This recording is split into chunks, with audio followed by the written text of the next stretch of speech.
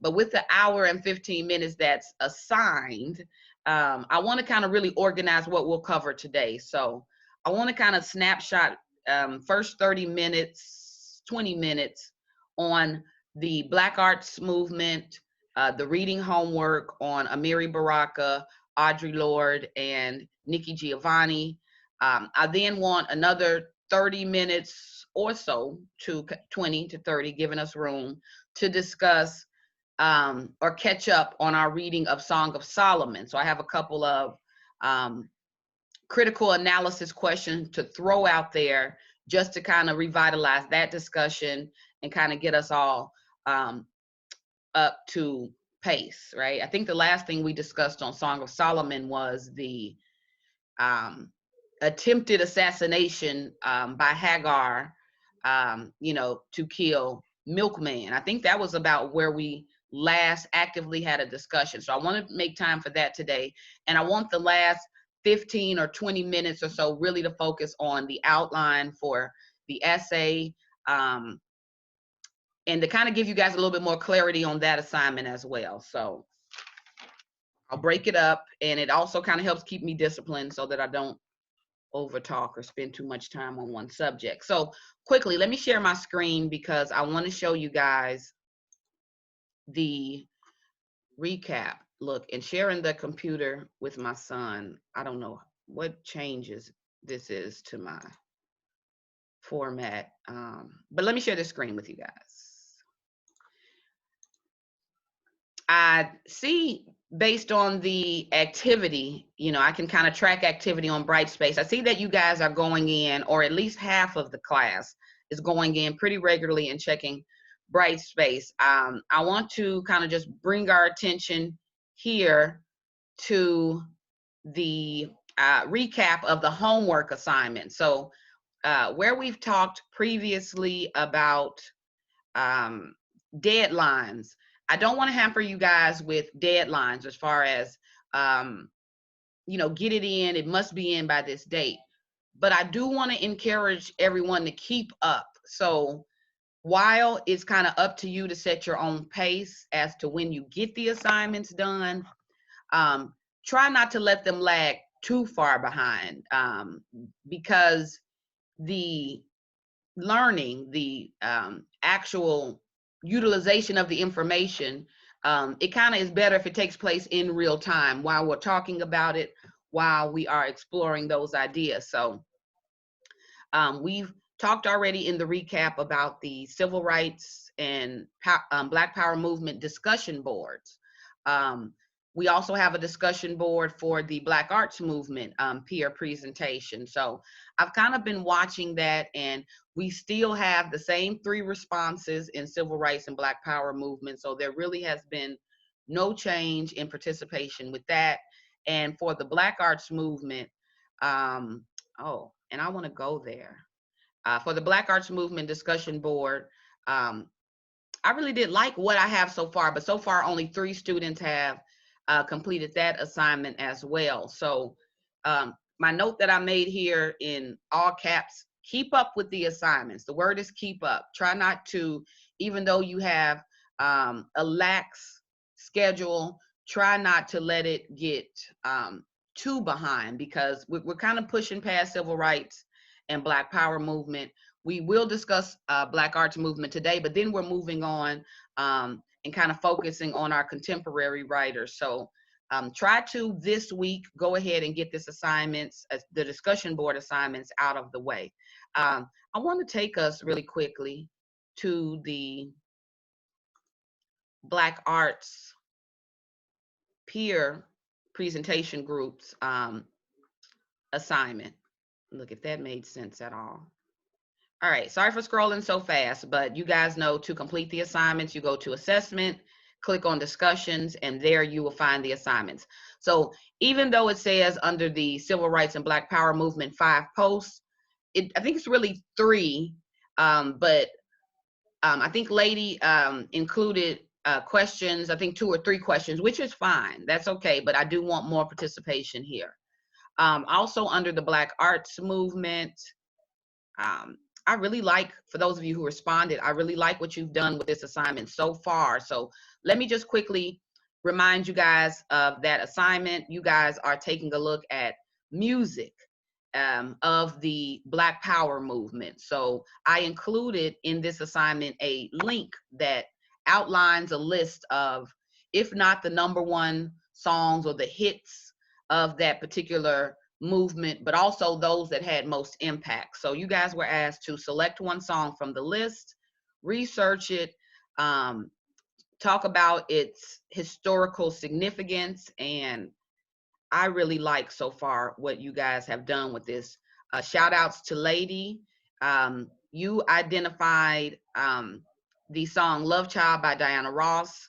Awesome song. I looked it up. This was the #1 song, I believe, in 1968. So it not only was it the anthem, or believe 1964, not only was it the anthem of the civil rights movement, it was also like the #1 song at that time. So that speaks to the impact that it was making, not only on society, but on American culture, right? These ideas and thoughts of justice and equality are pervading into American culture through the use of music, right? Artistic expression.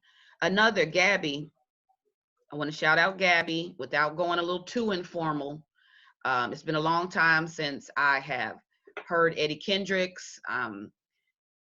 For those of you, of course, who maybe perhaps aunties, grandmas, perhaps mother, anybody who had listened to The Temptations, you're familiar with Eddie Kendricks.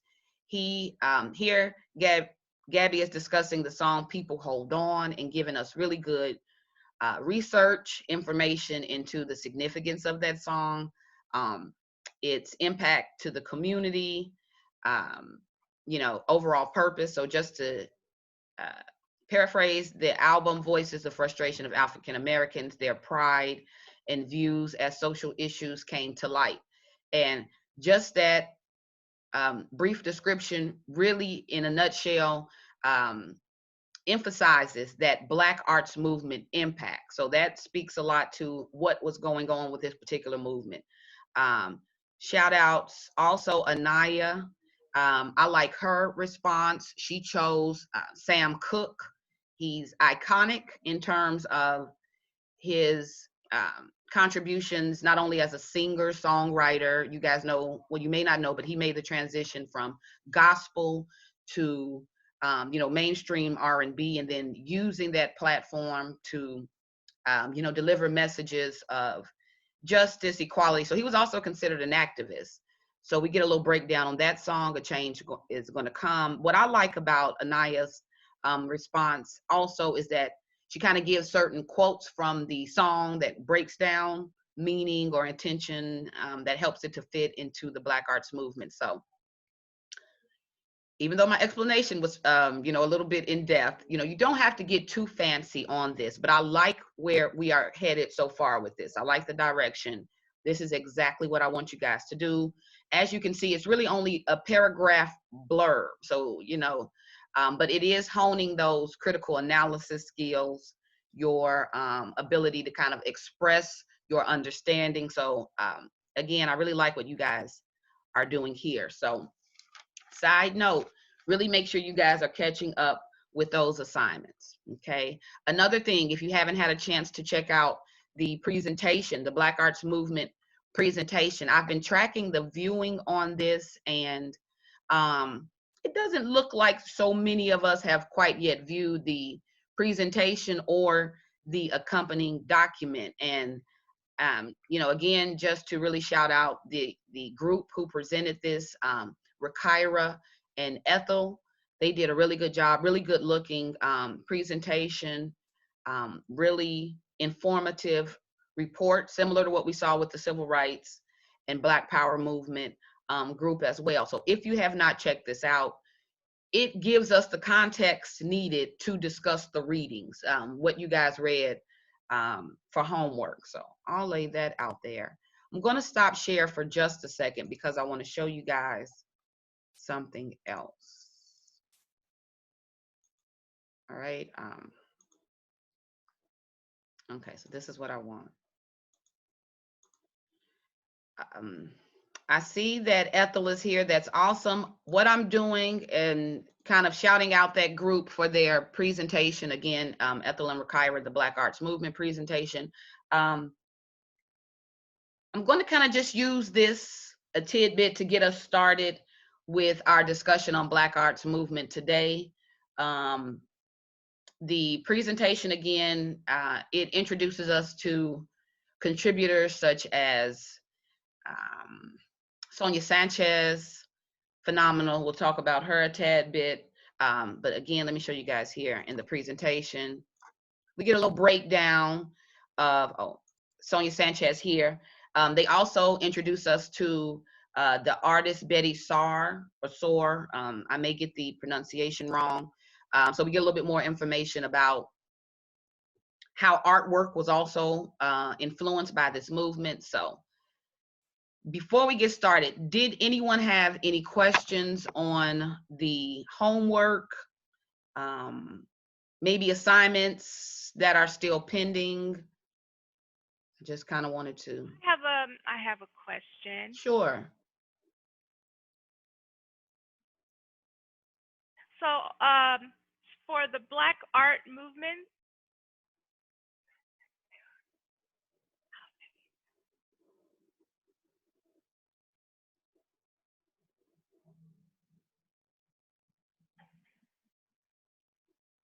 for the video, for the presentation, are we supposed to write a paragraph for that?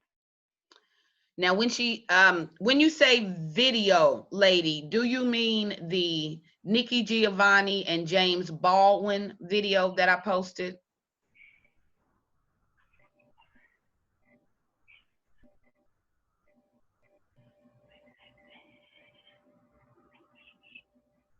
Yes.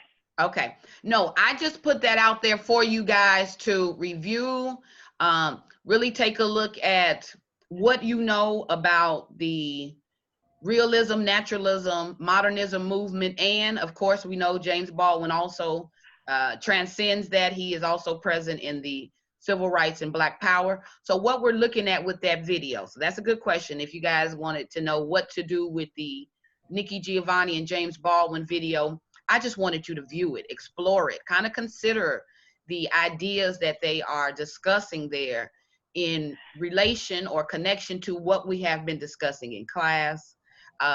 In that video, Giovanni is representing the Black arts movement. So she is the young innovator, right? And it's kind of discussing how they have taken the lessons from the James Baldwin generation, right? That the movements before and how they are challenging it, questioning it, in some cases embracing it. So I just wanted you guys to review it, but we're going to put a pin there because I do want to ask your thoughts. Have anybody had a chance to look at that Nikki Giovanni and James Baldwin video that I posted?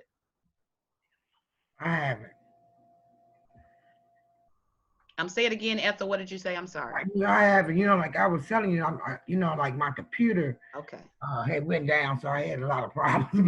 But I'm trying to catch up with stuff. Period. I think I sent you an email about it, but anyway. Okay, so that's fine. If you guys haven't viewed it yet, that's okay. I'm just kind of giving a wink, wink, nod, nod as to what to look for in that video, and just to kind of reestablish. There isn't an immediate assignment connected to it. It is just, again, to kind of add to discussion and to kind of lay out context. It's kind of the passing of the guard from one movement to the next. And it fits into our discussion of Black arts movement. Okay.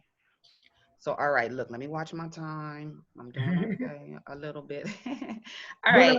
The one thing, what's connected to the Black art movement now is really is underneath that, where you have the music list that you have to pick from and write a paragraph about. Exactly. Yeah. So we talked about that right before you came in. Black art. Yeah.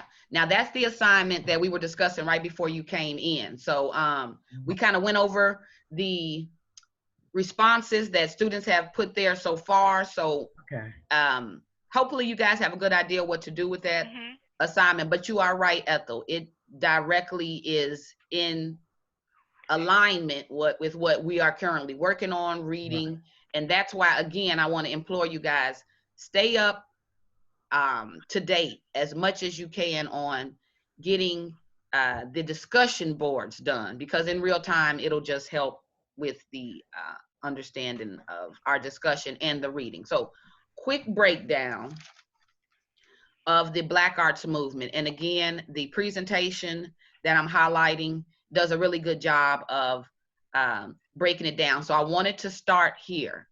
So you guys were asked to read the poem by 3 Black art contributors, major, prominent contributors.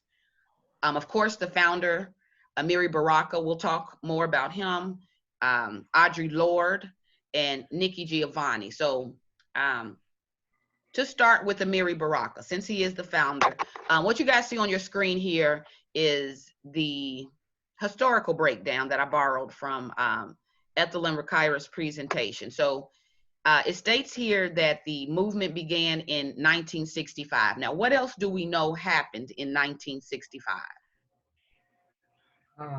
Just try to remember from our discussion of MLK and Malcolm X last week, what of historical significance happened in 1965?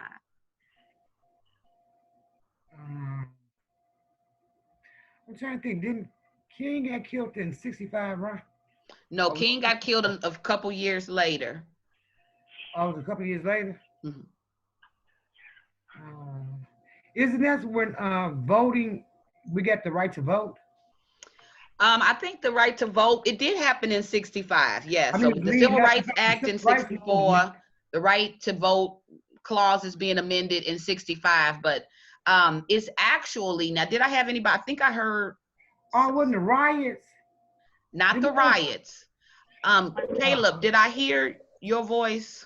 I thought I heard a deep voice. Was it the assassination?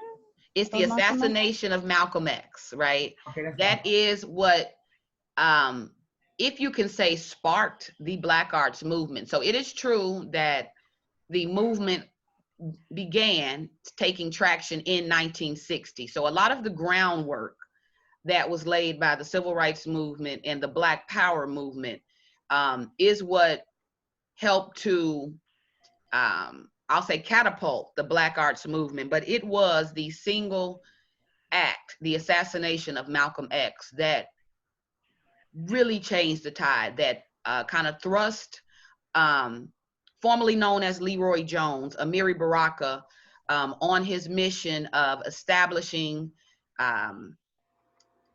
a platform on which the movement focused on several aims. So I made note here that the aim, if you will, the goal of the Black Arts Movement was purposeful, it was communal, it was prideful, and charged. So those words, purposeful, so that means they have a mission, there is a agenda that is at play. Communal, it means it is calling on or bringing in the community, right? Using that grassroots community organization at its heart. Prideful, in that it will seek to, exhibit pride, racial pride, heritage, and charge. So as you guys can see in the slide in front of you, what is this, slide 4? I'm sorry, bullet point 4, where it says he focused on Black struggle and self-assertion. This ties in the aim of charged. The movement was charged by the Black struggle, right? So that Black Power movement, again, is picking up from that, and self-assertion. So no longer asking or requesting. Now it's moving into a demanding, right? So where previously civil rights, Black Power movement, it was coming to the table, attempting to work with politicians or society on certain issues. The Black Arts movement was a little bit more assertive and charged, in that they felt like, if you don't give it to me, we'll take it. And it's not something that we're asking for, it's what we're demanding, okay? So that is a major shift in attitude and shift in thinking, okay? Also, what contributed to the Black arts movement is innovation. So they were seeking to change the game, right? Rewrite the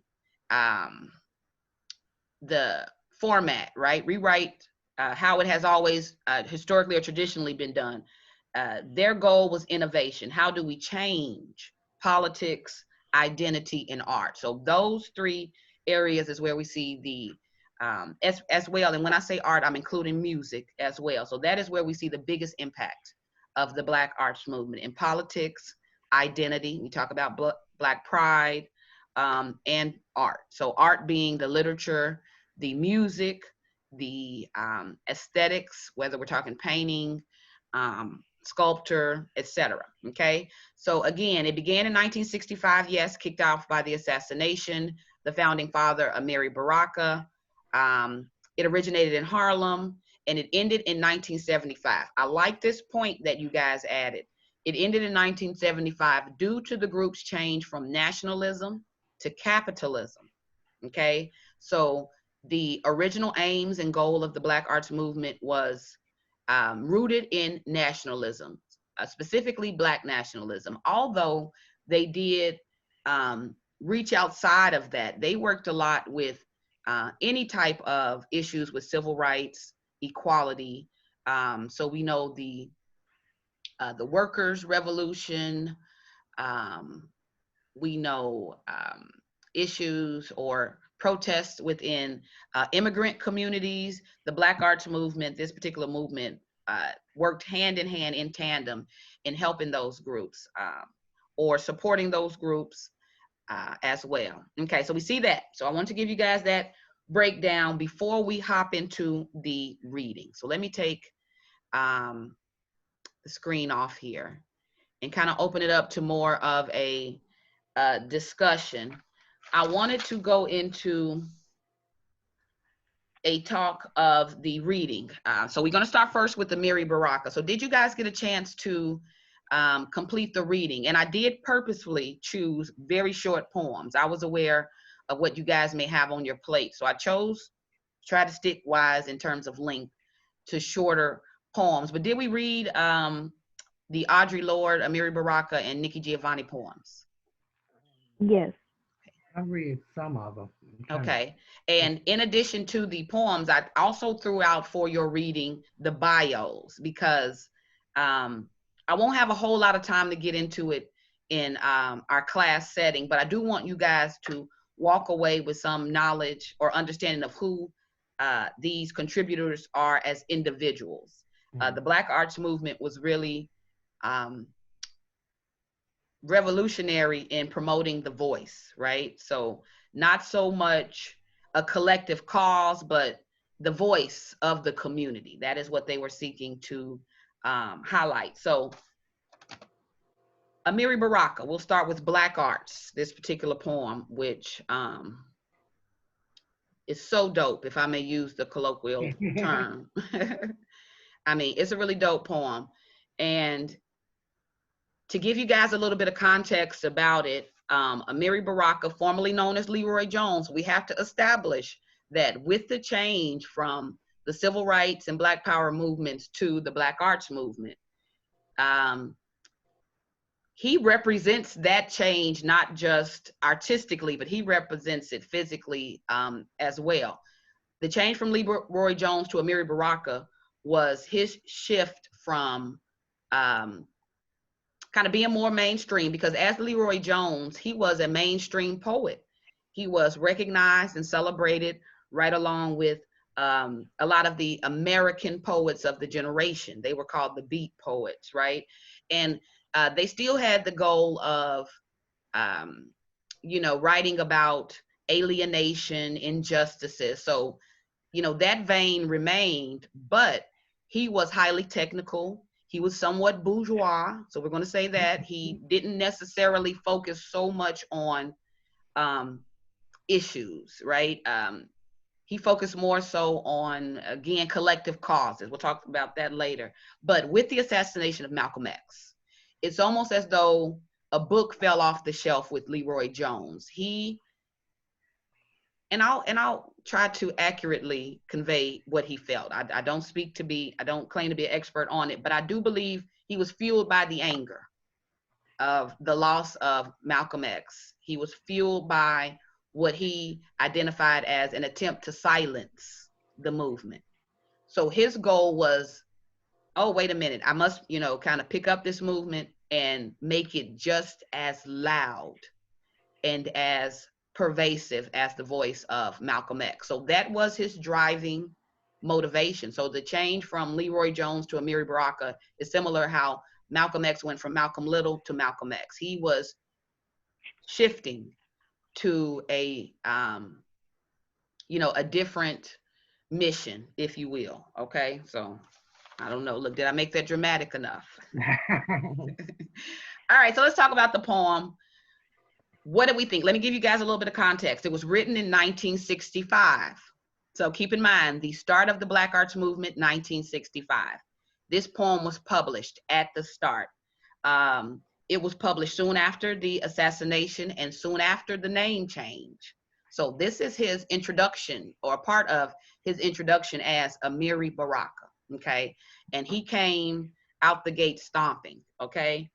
So I asked, did we read it? You guys kind of let me know, yes, somewhat. I heard crickets as well. So we haven't read it. For those of you who have, please do your best to help me, okay, with this talk. But let's break it down really quickly. It's on page 703 for those of you who need it in front of you. And let me really quickly see if I have it so that I can just at least pull it up on the screen for you guys to see. So hold on, look, it's eating into my time. Let me pull up. Yeah. And I played with playing you guys the YouTube version of him reading the poem. So if you have read it already, if you haven't read it, try reading it along with the video or the recording of his voice. He reads it to music. It kind of has this really dope spoken word vibe to it. He has jazz playing in the background. So I'll leave that up to you guys if you haven't read it. But let's talk about it. Let me share my screen so that we can look at it. But if you have your books in front of you, and I have mine only because I marked it up, tell me what we think about this. Let's break it down. First, let's consider some questions. Here in this poem, what Amiri Baraka is doing is he's reestablishing the guard, okay? So he's saying, throw out what you know about poems or poetry, okay? That is the past. I kind of wish I had sound effects of like the little bullhorn, right? But he's saying that is the past. With the Black Arts Movement, they are charging forward with a new form. Again, the key goal was innovation. They want to be new pioneers in kind of changing or being a part of this paradigm shift, okay? So with that knowledge, let's talk about, he's reestablishing the formula, reinventing a formula for a poem. So let's explore the metaphors that he uses in doing so. So my question to you, what are the new requirements for the poem based on, what we have in front of us? What is Baraka establishing as the new requirements for poetry? Was it that no love poems should be written until like everything is kind of solved? Like I feel like I understood that violence was necessary. What? I'm sorry, say that one more time, Gabby. You said you think you missed what? I'm sorry. Oh, I think from what I understood, violence was necessary, is necessary. It was during that time, yeah. And then love poems shouldn't be written. So, like, the tone was very violent. Okay. And yeah, that's kind of what I understood. Okay, I like that. I'll make some notes. Anybody want to add to that? So again, the poem is trying to be more militant, right, and more purposeful, right? Yeah. More deeper then he trying to tell you like he don't want poems about trees and and love and right when the black life is struggling just to put food on the table and stuff, right? So he wants something with substance in it. And he's trying to tell you everything other than if you ain't doing nothing with substance, you ain't really doing nothing at all. But just it's really what he's saying, right? I like that breakdown too. Okay, good. Okay, I like that. Keep it coming. What else did you guys notice about the requirements he's laying out? Here's what we have so far. He's saying no sentimentality, right? No one has time for love poems. There is more, well, Gabby pointed out that violence is necessary. I think he is stating that, or if not so much violence is necessary, he is saying assertion is necessary, right? There must be a demand at play. So he again is picking up on the Malcolm X by any means necessary spirit, right? He has completely tapped in, you guys, as Amiri Baraka. So we do see that influence. I like what you threw out there, Ethel. Militant. I like that adjective because that is in vein with what was going on with the Black Power movement. It's just militant. It is, I will not take less. I will not accept less. So the tone is forceful, right? And we can also throw in violent because he uses things or language that is not customary to poetry, right? You guys look at the opening line. Poems are bullshit unless they are, and then from there he gives us the list, right? But it opens with an expletive. So he's already shattering, this will not be a pretty poem, right? So the language you pointed out, Ethel, he wants more purposeful, deeper, more substantive poetry, right? Not so much of us out in playing in the daisies and the flowers and, talking about moonlight and sunset. So he is calling out the old guard, right? And with this new movement, he's saying, this is how we will be. And he says, poems are bullshit unless they are teeth or trees or lemons piled on a step. So just that opening line, he's saying teeth, right? They have to dig deep. They have to go deeper. They have to make some kind of impact. Trees, he's talking about, lay out some kind of roots, have some type of foundation, be rooted or based in something.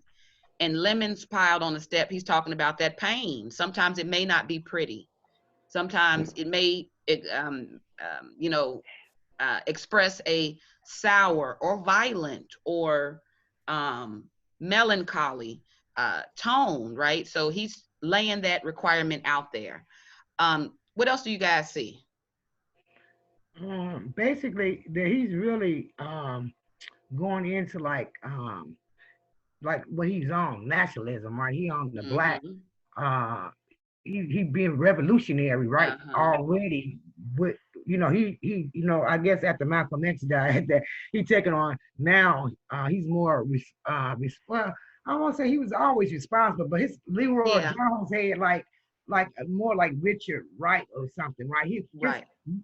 His stuff was like mostly for profit, and he didn't think too much about it or whatever because he was all about the money or whatever, right? But in this form, like he's expressing now who he really is. That's why he started. He said, "Not only have my name changed, I have changed even as a writer." Absolutely, stuff that you might not even expect for me to be saying, but here I am. I'm Leroy Jones. He dead, he gone, but here I am right now. So that's him like really stand forward on stuff because he was the first writer that was well known. He went all the way black. I mean, like he ready for the revolution. He was ready, and it was no turning back. And by him, because he wasn't like this before that, right? He was exactly.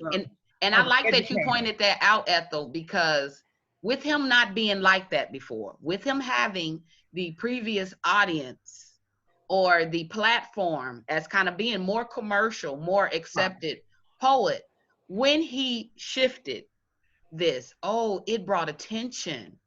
It sparked almost a boom in poets have always thought and felt this way. Now it was almost as though they were given permission to you know, lay it out there. So that is how we see this flowering of Sonia Sanchez. And I think he's doing, I like how he's actually using like ghetto talk, what they would call ghetto. That's a okay. Now, you know, he's trying as to a look, only because I've been teaching ghetto. Look in my other class, Ethel. No, it's okay. But just to clarify that, I'm just saying, I know what you're saying. Ghetto talk. No. Excuse me. Hold on, Ethel. Hold on. Hey, Ethel, if y'all could, I'm having a hard time interpreting in between both of you. So okay. Yeah. So hold on real fast. But here's what I'm saying. Nothing wrong with the term ghetto. What I'm saying is just so that with that word, with the connotation associated with it. I'm saying it with love though, right? I'm like just saying it just to say that it's not standard English, which the kind of the writing he has. I mean, he's like I said, he really know how to write books for real, novels and stuff. So right, exactly. And that's what I was saying to you. Like he's doing this intentionally because on the next line he say, "Love what you are." You know what I'm saying? Like, everybody ain't gonna go to school or whatever, but you can still be part of the movement. Like he's like, that's why he's saying hoes and, hearts and brains. And then he goes back to the stereotype of Elizabeth Taylor toes, right? With the mulatto. He's covering a lot of mulatto usually in poems and stuff is glorified, right? But now he like, calling her a bitch. Okay. He's not glorified. Like, look, okay. So on that, right. Okay, I'm gonna pause you, Ethel. I'm gonna pause you. Oh, okay. Okay, so on that, what you're saying is the language. We see plays in the language. We see deviations from formal to more informal to more colloquialisms. A lot of what he's doing is quoting from pop culture, American pop culture. So the Elizabeth Taylors, the kind of what people have always aspired to. He's kind of using this poem to be a changing of the guard, right? What was previously required, we don't need that. Education, whether it is the training, all of that. And I think that's interesting because remember, Malcolm X thought that was what was a limitation. So it's like Amiri Baraka picks that up to say, no, we are going to the corner stores, the community centers, the front churches, the coffee houses. He wants to get into community. So remember how that plays in. So good. Right. Hopefully what you guys walked away with here is a understanding of how the game is changing, right? So let's move on from this because my time is crazy. Let's move on to Audre Lorde. Now I'm going to Audre Lorde before Nikki Giovanni, but time-wise, this particular poem by Audre Lorde, Power, this poem was written after Beautiful Black Man. So in time frame, this is later, but I do want to talk about Audre Lorde. If you guys had a chance to read the bio, Audre Lorde, again, is a representation of the shifting in accessibility. Now, the game had always kind of been a game ran by men in terms of the literature game. Most of the popular celebrated writers were always the men, other than Gwendolyn Brooks, but again, it was Langston Hughes and Richard Wright and the men who helped to bring her to the forefront. So before this, pretty much women moving within their own right. We hadn't seen a lot of it, right? So Audre Lorde is an enigma in that she contributes to the aim or goal of the Black arts movement. She's all about community, politics, innovation, etc. But she also brings her voice, and her voice is unique in that she not only was an African-American, not only a woman, she was also a lesbian. And she rather than operating independently of those areas of identity, she melded them all three together and kind of presented that in her writing. So James Baldwin, he kind of started this. He was early in, you know, being a not only African American, but also a gay writer, was, you know, somewhat new or taboo at that time. So Audre Lorde, she kind of picks up, you know, the baton from there, and she presents a new voice in this movement. So in the poem Power, have we had a chance to read Power? Yes. Okay, good. Power was short but deep. So I made a note here of a question. So where we just read the Amiri Baraka poem, Black Arts, and where he kind of gave us this rundown on the new requirements for poetry, right? We see Audre Lorde playing with those new guidelines, right? She is using the language, what we call the vivid or violent or militant language. We see that. She is also purposeful. Ethel pointed that out about Amiri Baraka and this new criteria for writing poetry under the Black Arts Movement. She goes deep. Her poetry has teeth, right? It is kind of that pile of lemons on the step that he talked about. It's not always going to be a pretty picture, and we see that in Power. But I want to talk about the purpose. What do you guys feel is the purpose of this poem? So I'll start there. What is the purpose? And again, if you are looking at this in the book, this is on page 642 in your book. So I have all kind of notes jotted down. But okay, let's start with purpose. What do you guys think is the purpose of the poem Power?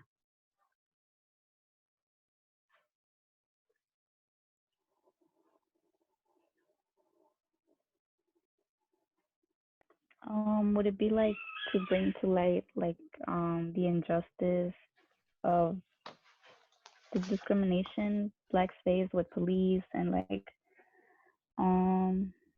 their abuse of power, I guess. Ooh, I like that. Okay, that's a quotable, abuse of power. Okay.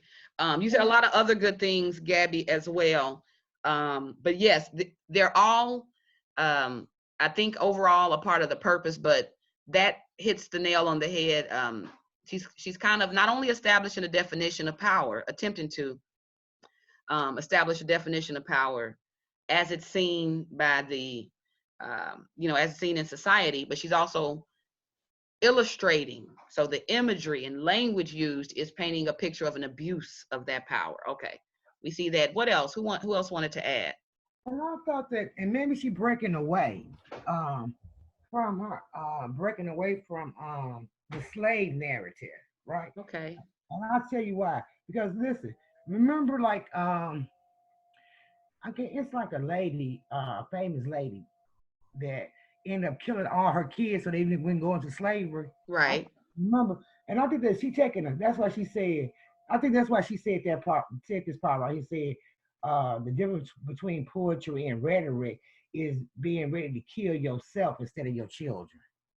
You okay, like, all right. I see that connection. Because what she's trying to say that, like, see that. Like, what she's trying to tell you is that I'm on a whole different program. I'm gonna live in this black body. I'm gonna get what I'm supposed to get. I ain't gonna kill no kids. I ain't gonna kill myself because I'm gonna do what I'm supposed to be doing. You see, so it's on okay. Purpose. So I'm gonna pause you just there for a second. So what Ethel is referring to is that first stanza, and I'll read it. The difference between poetry and rhetoric is being ready to kill yourself instead of your children. Now, I do like the connection that you made, Ethel, with the connection to the historical event of the slave who murdered her children so that they wouldn't have to live a life in slavery. That is what Toni Morrison's Beloved is based on. But I want us to consider it a little bit more in terms of the Black Arts Movement. So you did tie that in, but what else did anyone want to add to this discussion? I wanted to add that as a woman or as a person, or as a Black person, she also has power in herself. Yeah. Mm-hmm. Because in the last stanza, she writes, but unless I learn to use the difference between poetry and rhetoric, my power too will run corrupt as poisonous mold. And then it goes on and goes on into how she too could become or can use power against other people, the same way that the oppressed have been oppressed. Yeah. So okay, good. All right. A combination of all that has been said, Gabby, Gabrielle, Ethel. I really like the way you guys laid out the purpose. There is, and I like too how you guys connected this idea of poetry and rhetoric. That's Amiri Baraka all day. He and again laying out this new role of the poem. It isn't just words on a page. She's kind of saying it isn't just these random musings. She's saying this is power. So she's talking about power and how individually, and again, I like, the point that you guys laid out, that each of us have gifts or our own measure of power, right? Whether it be how you identify and utilize your gifts, right? So hers being poetry, I think that's why she pointed out poetry versus rhetoric. She lays out the importance of that power. But did we see the imagery that she uses to do so? The example and of the politics are always at play here, right? So talking about power, that term in itself is a political term. She, and I'm just quoting her from the text, she says, society, American culture make power out of hatred and destruction. So in kind of looking at what power is, she also kind of spells out how power quickly can be abused. So Gabby, Gabrielle, Ethel, you all kind of talked about what kind of happens with that abuse of power, and hers being, she can abuse that by not using poetry to be impactful, to shine a light on what's going on. So in this poem, again, it was published in 1978, just to give you guys an idea of what perhaps was going on socially, politically. This is war. She's kind of representing a country on the verge of war, right? So the language she uses, just like Amiri Baraka came right out with expletives, just how he kind of says the language has to be deep.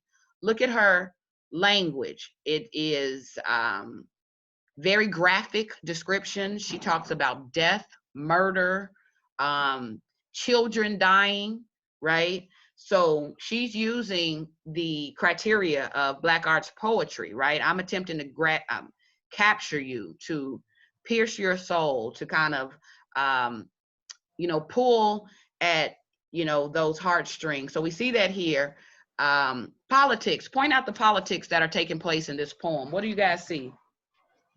Well, racism, she's talking about justice. Racism. And she's trying to say that there's no justice, really. And then she's She's saying that they got documented proof. And then she's going back also to how Blacks, that's why she talk about hatred and self-destruction. Right. About that this movement, they try to get on, you have to love yourself and love your sister. Yeah. You can't be on that hate type stuff. Because, I mean, as an example, when it says 11 by 11 white men who said they were satisfied, justice has been done. And one Black woman who said they convinced me. Right. So now what is that talking about? Right. See where it says 11 white men and a Black woman who said they convinced me. So that's looking at the police incident where he shot down a 10-year-old Jamaican. Right. So in terms of politics, this is linking up with police shooting, police brutality, right? it is an early precursor. If you guys just look at the imagery that she lays out, it's an early precursor to, you know, the Rodney King beatings, right? You know, kind of what has been a secret in Black communities, you know, the interactions with the police. She gives a snapshot of that, you know, politically, how it's always swept under the rug, no justice. Again, this points out to what you guys identified, no real justice is taking place. So the 11 white men, they convinced me. That's the judge and jury. She's talking about the justice system, right? Let me hear from someone I haven't heard from yet, but I don't want to put y'all on the spot if you haven't read. But Caleb, Okito, Paola, what do you guys think? Did you identify any moments of politics taking place in the poem, or did you have any other, what can I say, any other issues that kind of jumped out at you guys that you wanted to kind of point to? All right, I'll leave y'all alone. Okay. You just said you didn't want to hear from us no more. So no, not so much. It's just there's other people I kind of want to get into the discussion. And okay, so let me kind of from that. I'm sorry, you saying something, Ethel? No, I'm just saying this is a very it's like you can actually have the imagery as she writes. You can actually see everything. Absolutely, absolutely. Like, yeah, and the movie was about, right? It's like that she's really part of that Black era movement, because, like you saying, she changing herself as a woman. Like she was like saying, you know, about kissing her son, but then saying that how, you know, like basically kissing your son to send him out maybe to die or something, right?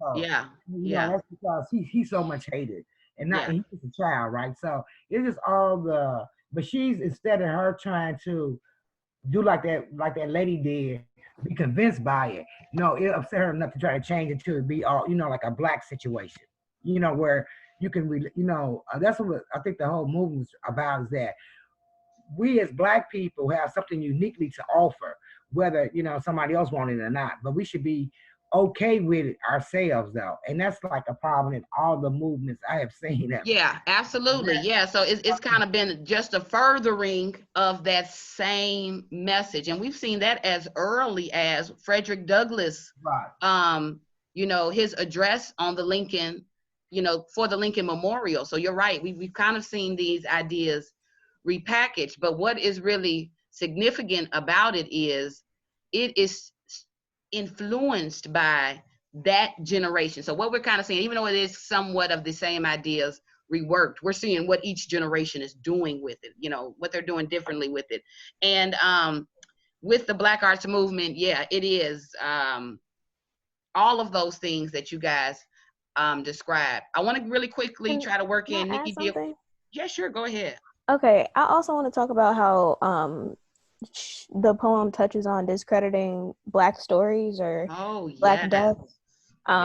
So, like, with the repetition of, like, there are tapes to prove that. So, like, a lot of the time, Black people are silenced or hushed or pushed to the sidelines, or saying like, oh, these things don't happen anymore, or that's not really true. So just the point that she's making in repeating, yes, there's proof of that, or like, and all throughout the movement or movements, there had to be proof of injustices for it to be presented to courts or presented to make change. So you have to have proof that you have been wronged in some way, and then she provides like a little snippet of that in this poem. That's all I want to say. Yeah, and I want you guys to think about the time that this was published, 1978, and is it how, I guess I could say, significant that it mirrors a lot of what we see and face in 2020, right? So I like you brought up that repetition. Always pay attention to repetition in poetry. I noticed it all through Amiri Baraka's Black Arts poem, where he used the term wrestle. Wrestle was used again and again. We ought to be wrestling with the issues, wrestling with, to get a better understanding of not only ourselves, but, the times we live in. So the repetition of, and there are tapes to prove that too, this whole idea on proof, how the Black story is oftentimes negated by the white story. So where he says the 11 white men, it only took them to be convinced, or the story, shall we say, of the police officers that are being believed. So it is always this subjugating of Black experience, Black stories. So in a way, she's saying the power, the poetry is the proof. The poetry is the power, kind of telling these stories, recording the proof, right? So I like that too. I like you guys pointed that out.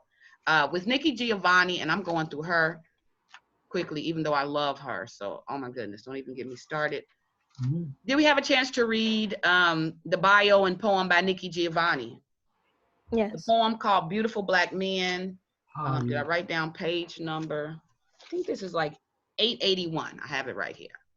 So if you guys are following along in your books, this was written in 1968. So this is more at the start of the Black Arts Movement, or not necessarily at the start, at the height of the Black Arts Movement.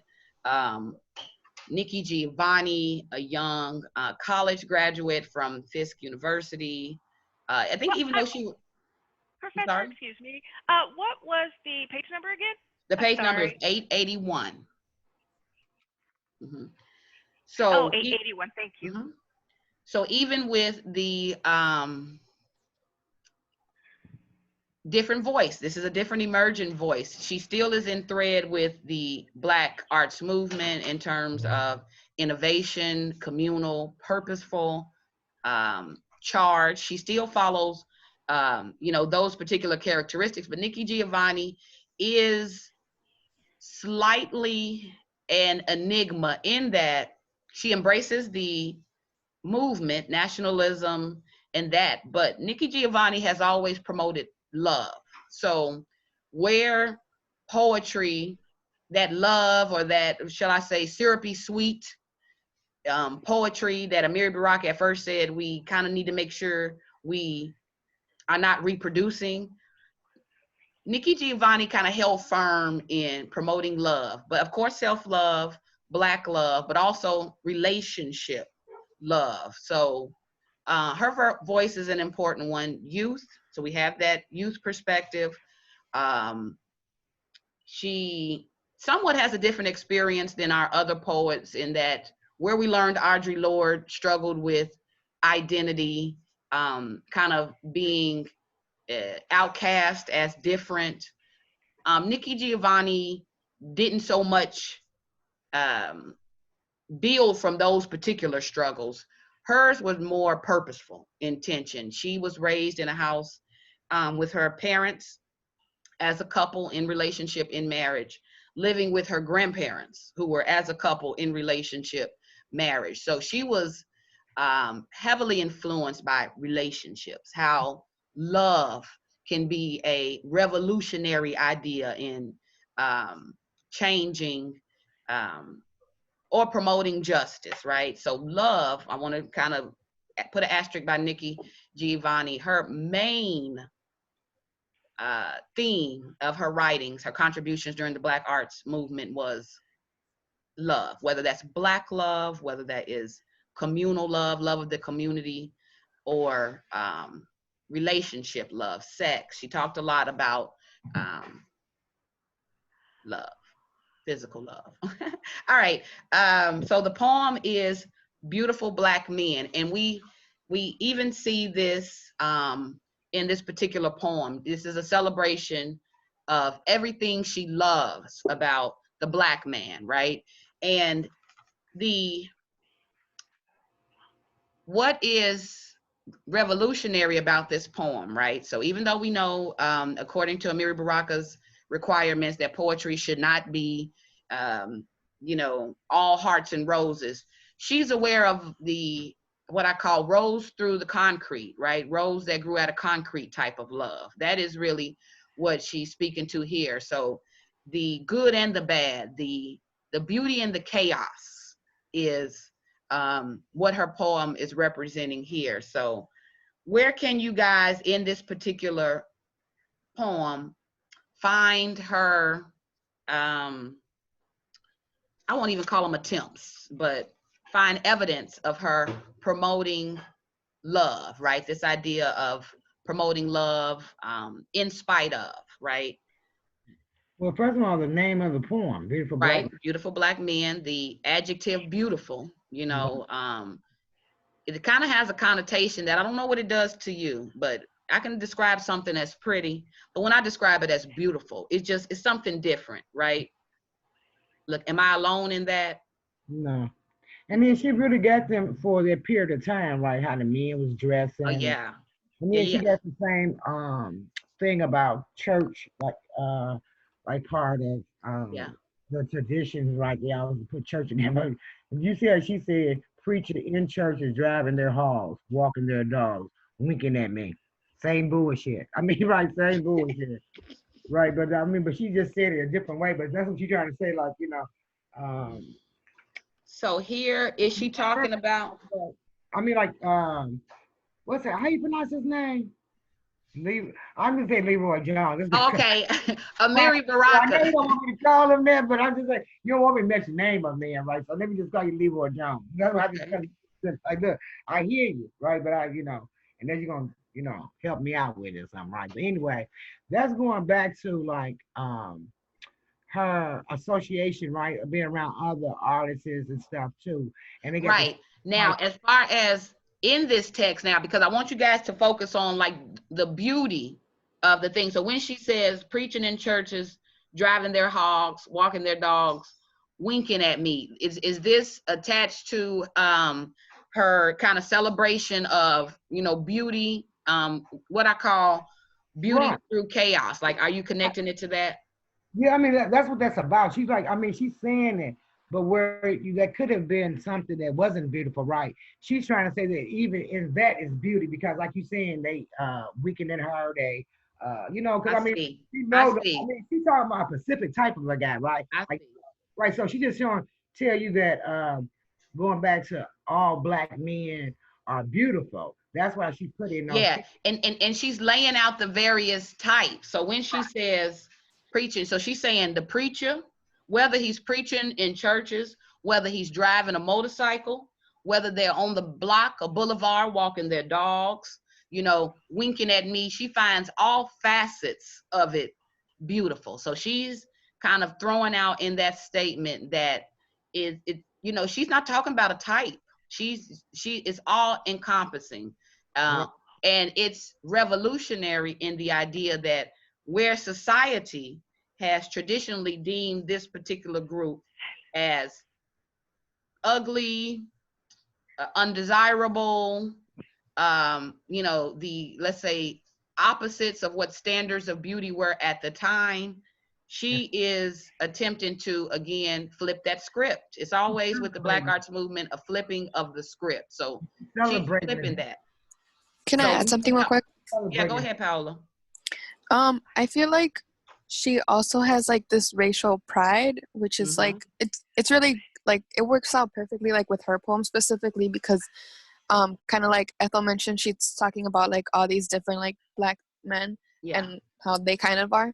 But I also feel like she tried to be part of like following like this new poem like guidelines, kind of like the first poem that we were talking about, by talking about like how people sit in like jail cells and all that other stuff, that because she does mention like some brutality against people, but she tries to like put some romance into it by saying like, oh, this is beautiful, you know, like we shouldn't focus on that, let's focus on the beautiful within us and like let's bring it out.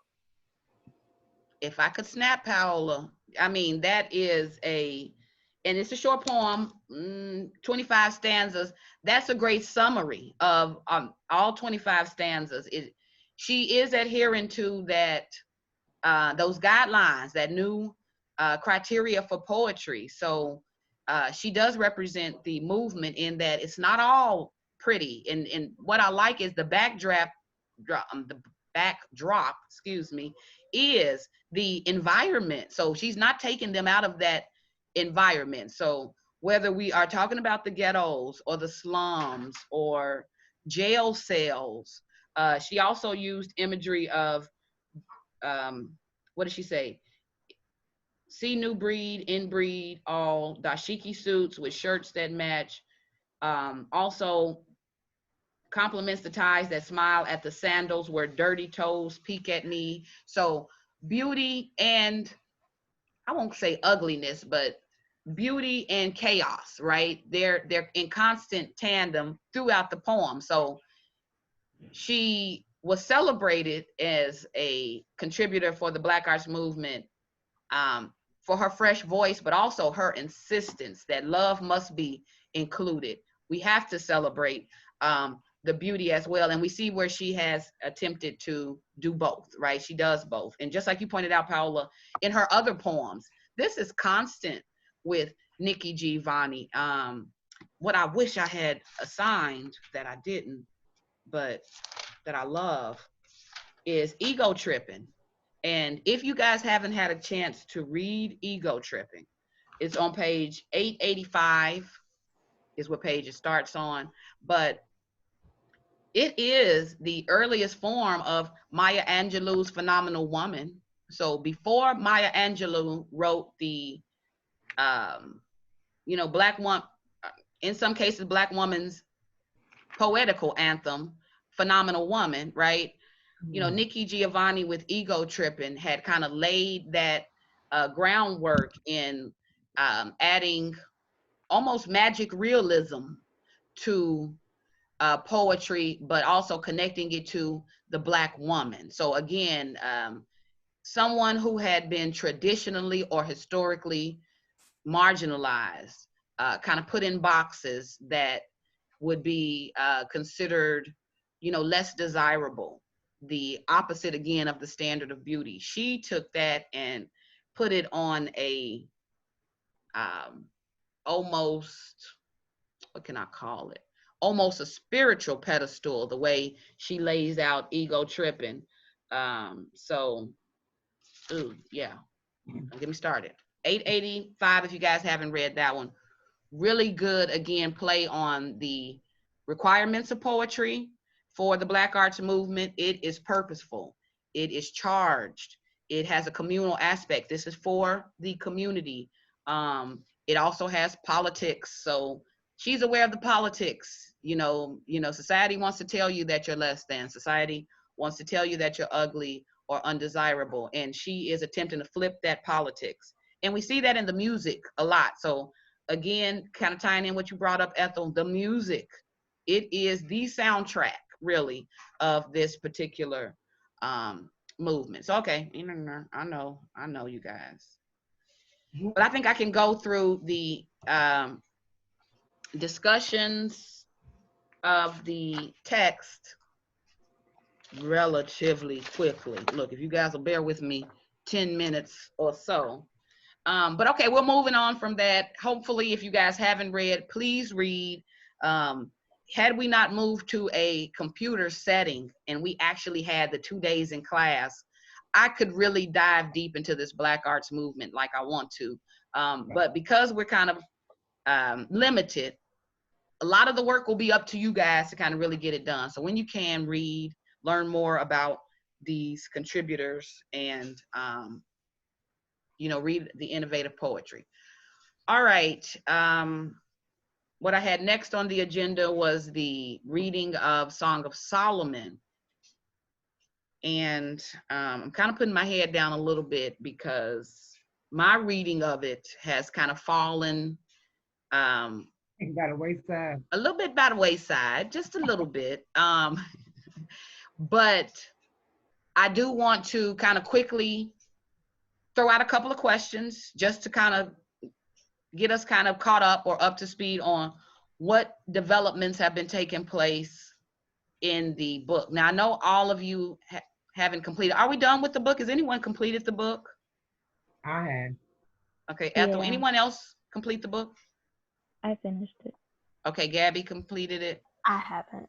Okay, I haven't either, Gabrielle. Everybody else, don't feel bad. However,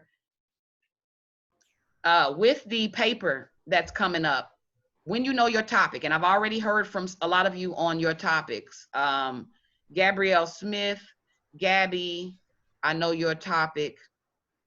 I think I know yours, Paola, but I could be getting some signals crossed. If you have not yet emailed me your topic, and that is from that list of topics that I have posted on Brightspace, which question will you be addressing in your final research essay? We need to tie down that decision this week. Okay. And the reason I say that is 2 weeks you guys will have to really research and write it. And I don't want it to be kind of a thrown together paper, in that if you guys know anything about Toni Morrison, it's going to require some rereading in some cases, some organization, and planning in terms of what evidence, what quotes am I going to add to this discussion that will help prove or support my point. So it's going to take some planning and preparation. So first, determine what am I going to talk about. So when you know that, reading the rest of what you guys have left to read in the text will help you get the most out of that, okay? So a couple of questions I want to just throw out there really quickly about what's going on in Song of Solomon. Again, quick recap. Last time we talked, we spent a lot of time on hero's journey. So we were kind of following this model of, while Song of Solomon deals with a lot of themes, there are a lot of different issues being discussed and worked out in the book. But in kind of just focusing on the hero's journey, we learned that Milkman is said hero, and we were kind of navigating through the book as identifying the various parts of the journey. So we looked at his mentor, right? Pilate, what do we know about Pilate? How has she impacted his relationship or his journey in finding out who he is, right? So how has she kind of lived up to the role as mentor? We're going to talk about that. Also with his helper, we identified Milkman as the helper. Well, in that, we know there have been some changes in that relationship. So we're going to talk about that. Last time we discussed, I believe we were at the Hagar attempted assassination on him. So that face-to-face, I believe, is the last time we actively talked about what's going on in the text. So we have quite a bit of ground to cover, but I'm hoping my general questions will kind of help to, again, get us up to speed. So we've learned about Hagar. We've learned a little bit more about Ruth. You guys remember how Ruth started out as this, what some refer to as this pitiful, sad character. She was very vague. We were attempting, we weren't really clear on, is she the strange, weird, incestuous mother? Is she this tormenting figure from Making Dead Senior? So we, through our reading, have been learning more about Ruth, right? Do you guys agree? Yes. All right. So I know that Milkman had followed Ruth to the cemetery, and in confronting her there, they had a discussion that at least gave us as readers a little bit more information about Ruth, and a little bit more information into her relationship with her father. So we are learning more about our characters. We also know that with the Hagar attempted assassination, that ignited in Ruth those maternal instincts. She was set out to find this young lady who is trying to kill or put harm on her son. So we kind of see, you know, what I may call a more aggressive or ruthless Ruth. My little play there. We also then see Ruth reminisce on her relationship with Pilate. So we see this reestablishing of the role of Pilate, right? Are you guys kind of seeing that unfold? Yeah. Okay. So again, I'm just attempting to get us where we left off. All right. In confronting Hagar, Ruth, we were able to see the similarities between those two. Talk a little bit more about that later. But I wanted to pick up on, let's just explore the relationship with Milkman and Guitar. Because in each chapter, I think no matter where you are in the book, we are seeing the deterioration. I don't know if I added an extra R there.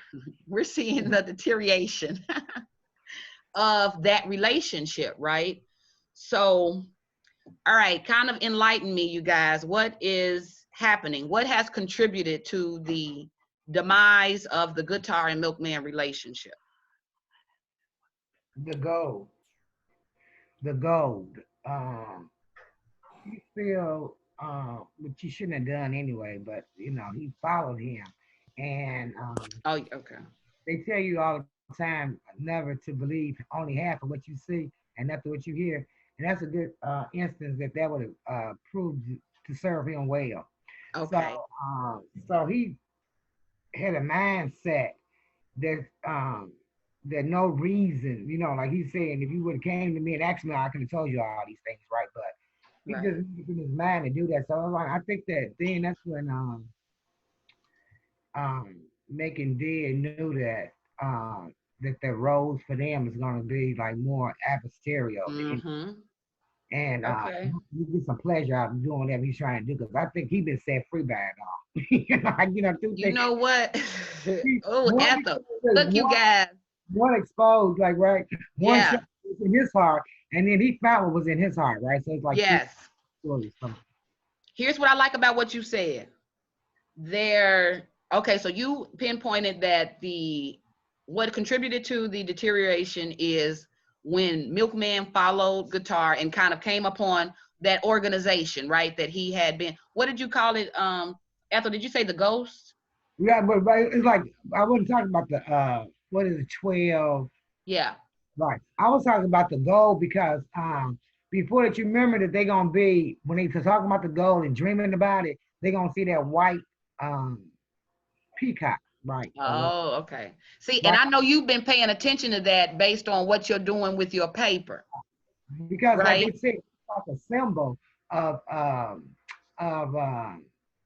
you know, like in why it passed them at the time. It's a symbol of how wealth or trying to obtain it is like it's gonna be like a bad thing. Ooh, I like that. Okay. Right. Okay. So I'm gonna pause you right there, Ethel. I like that. I'm putting a pin there because I want to add to it. Did anybody else want to add anything about, you know, kind of what's being thrown out there about, and I'll kind of set it up. Ethel, you said wealth, and I just jumped almost out my seat because we know Guitar's character represents politics. So I don't know if you guys have been reading with pen in hand, making notes. Early in the semester, we talked about character analysis. This is what you guys will be leaning on when you write this paper. You know, you're going to have to kind of rely on your understanding of not only the character, but kind of the role that they're playing in the text. So Guitar's role is he is kind of shining light on, he's almost the physical embodiment of politics. The tension of politics normally always takes place in scenes with Guitar, whether it's the barbershop discussions, whether it is what's going on at the bar. You know how they always meet up at the bar, and whoever normally is at the bar, they always spark these political discussions, conversations, and the tension, you pointed out, Ethel, an adversarial relationship. The tensions, the cracks we saw early in that there is a failure for a Milkman to relate to Guitar because of the wealth gap. Right. Where Guitar has to work, where Guitar has to worry about day-to-day rent, you know, getting kicked out of his apartment. Did you guys catch in the text where Making Dead Senior at one point or another had evicted Guitar's family. Yeah, something he won't let him look. He said something he won't let go of that either. Yeah, yeah, right. Whenever they argue, yeah. To be somebody's friend, right? He really don't let a lot of stuff go. But yeah, that's a storyline, right? And it shows a journey. I think that's what it is. She's trying to show you a journey about flight. And right here. Right. Now that's a motif, that flight motif, right? But it goes along even so with Guitar and Making Dead, because Guitar flight is that he thinks that he's trying to fly towards wealth, but he don't really know that wealth is actually inside of him. That's what they've been trying to tell him a lot. Like, making, like he's trying to say, look, but I work every day. You know, he forgetting that he worked too. I mean, he ain't nothing. He said, my daddy ain't no different. You know, he all messed up or whatever. So, but even him trying to show him these things, he's so into the wealth part. Yeah. He's not hearing nothing. He's trying to say, look, we messed up with this money. Very messed up. You know, you might not be messed up. You had some money. I wish you get some. But everything he saw, and they have, like you saying, that's like they saying, like, money is the root of evil. That's the beginning of evil. So you see, like now, he can't even rest. He's ready to kill him. Yes, yes. You see that. That's perfect point, Ethel. With him, right? Yes. Hang with him. And that's what happens when you have Milkman is getting on his nerves. Yeah. Milkman is annoying him. Right. He's pretty much saying, out of everything that there is to worry about in the world, I wish I only had to worry about my next chick, right? You know, so the break in the relationship came from them. There's a failure for them to relate to each other. Even though they're friends, same age, both Black males, right? They've known each other since they were kids. They live in two different realities. And Milkman is more of a privileged background, even though he pointed out he does work. You know, it still is in different reality from Guitar, who does not have the leg up by having a parent who owns businesses who can then employ you. You know, he's dealing with it differently. But you are correct, Ethel. At the root of that tension is wealth. It is the fatigue. You know, Guitar is getting tired. He's getting tired, and he's seeking out his own path. And that path is, he can't take Guitar with him. You know, he's kind of feeling like, you represent what I'm trying to get away from. Right? So do you guys kind of see that there? All right. Did anybody have anything else they wanted to add to the breakdown between the Guitar and Milkman relationship? Because that is, as you guys get to the end of the book, it's all about that relationship. So anything else? Did you guys want to add anything else about that? I mean, the ending is pretty obvious that their relationship went south, but I don't want to spoil it just in case nobody has. Right, and I see what you're saying, Gab, because you see I'm trying to remain close-lipped, but I'll tell you something else that probably will fit in too. About where's they at though? Because it's been a while. You remember when he said like that a Black man got to die? It's a whole section about the Black, you know, the woman want his life, the white man want his life, you know, your mama want Ethel, I like that connection. I know what, yeah. So I think this is the setup for the end, right? I do too. Remember that Guitar already know, I mean, that, you know, he tried to kill him. He set him up. No, he set him up to get, you know, that's how he got beat up. So don't go too deep into it, Ethel, but you know, good. No, but we read this part already. Oh, we have? Okay. You know, like we went searching for the information about his family. Right. He up in that bar and stuff. That was Guitar. You know, Guitar had been there first. Guitar didn't know he was there, right? Right, and I do remember that fight. Yeah. Right, you know what you're saying? So all these things he found out that Guitar sent him through that, but like he said, it was well worth the trip because he got more information out about his family, which is what the whole thing was. But yeah, you have to use that. I have to find, you know, I guess I can. No, I absolutely. Everybody's seeking his life, you know. So. Right. No, I like that connection, Ethel.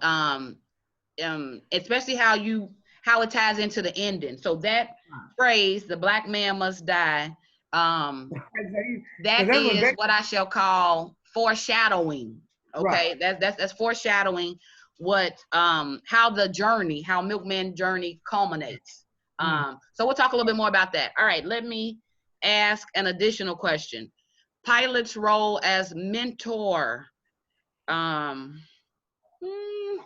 I know there was some debate about this early on in the semester, right? We kind of, because we hadn't got to the end of the book at that time, we were just kind of looking at what information we had on Pilot.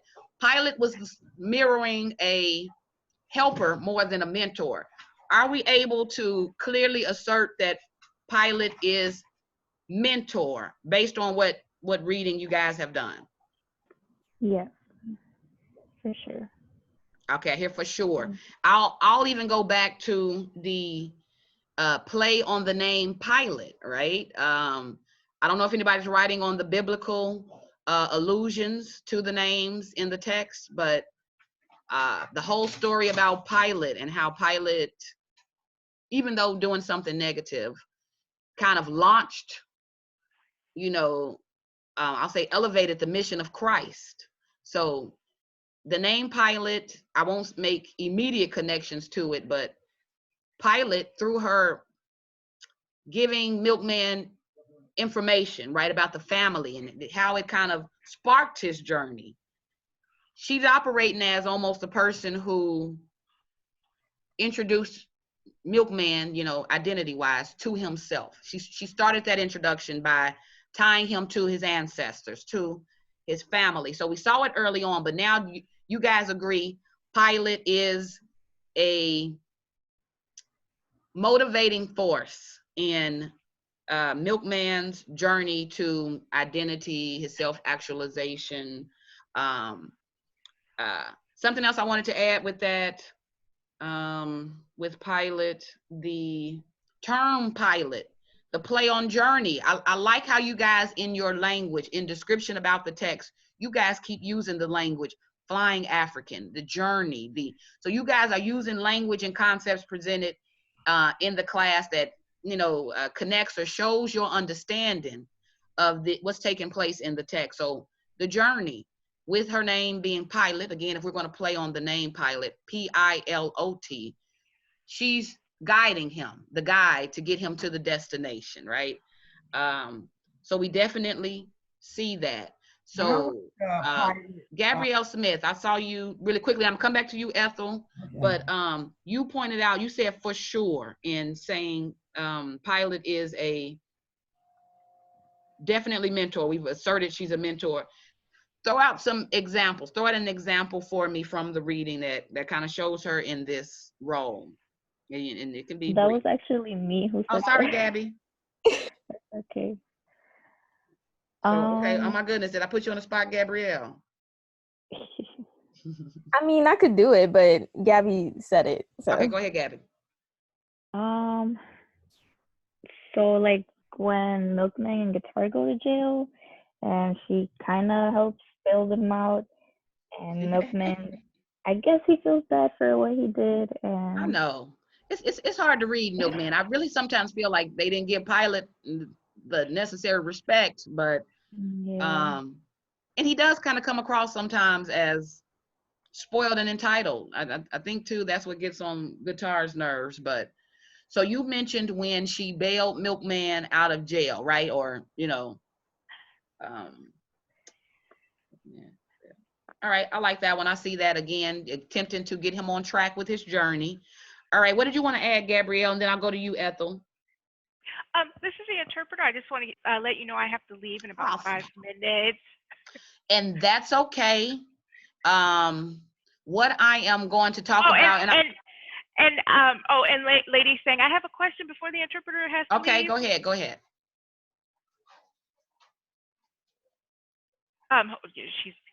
Hold on 1 second. So for the paper, it is going along with the book, right? Oh, it's driven by the book. So if you look at the topics, okay, so I'm going to kind of round out our Song of Solomon discussion real quick. If you look at the topics, lady and everyone else, the topics are all about the text. So in responding to that topic prompt, you have no other choice but to pull in the text, because it's asking you specifically about your view or your take on an element of the text. And how many pages? 6 to 8 pages. Now I know when I say 6 to 8, some students think, okay, well, let me do let's works cited page will count as one of my 8 or something. Works cited is separate from the page count. So 6 to 8, but I kind of don't want you guys to get so bogged down on page count. First, zero in on the question. First, pick what topic. And when picking a topic, I would say pick something that you feel comfortable talking about, because it will be hard to write a 6 to 8 page paper if you just pick a question just out of lottery. Like, you really want to pick something you can explore, research, dive deep into, and then getting to that 6 to 8 pages won't be work. It'll be just you discussing your take on the novel. So I know sometimes saying 6 to 8, you guys think, oh my goodness, 6 to 8, but focus more so on what is the question? What do I plan to talk about in this paper? How can I pull in the text to help me support it? So, and I know you have to go, Jalika, so let lady know that I will be sending out an outline that I'm going to talk about real quick for the class before we go, but I will send out an outline to her. So if she needs to leave now, I understand that, but an outline that'll help her set up or plan her essay. Okay, thank you so much. All right, thank you, I appreciate you. And I have to leave. Okay, go ahead, thank you. Thank you. All right, Bye-bye. you guys. One last thing, look, I know, I'm sorry. Let me get us out of here really quickly, and let's talk about this paper. And I'm pulling up a blank screen because I'm sorry, Gabby brought up earlier that you really want to look more at outline. So let's talk about that. I hate to beat a dead horse, but I'm going to. Pick a topic, because what I'm talking about, if you haven't picked a topic, it's more difficult to apply it after the fact. So if you know your topic, let's go here. And while I'm pulling this up, let me go to, bear with me, you guys. All right, let me go to our Brightspace page. And the reason why is I'm pulling up the topics just to kind of pull a question for sake of this example. Real quick here.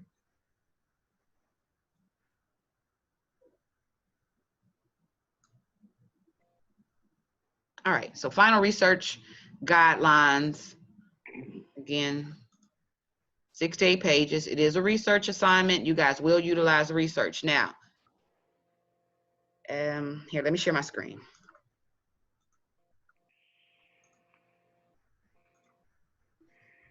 All right, just to remind you guys of this, these are the 10 topics you guys are writing on. A lot of you have already started your research. You know what you are writing on.